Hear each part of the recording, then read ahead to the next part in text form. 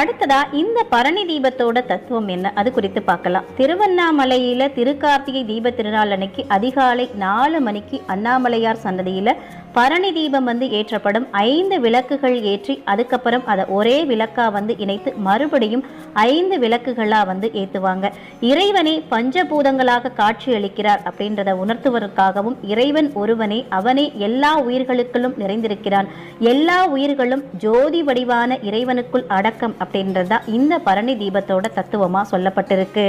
பரணி தீபத்துல 5 பெரிய அகல் விளக்குகள் நிறைய நெய்யூற்றி தீபம் ஏற்றக்கூடியது வழக்கம். 5 அப்படின்றது பஞ்சபூதங்களை குறிக்கும்.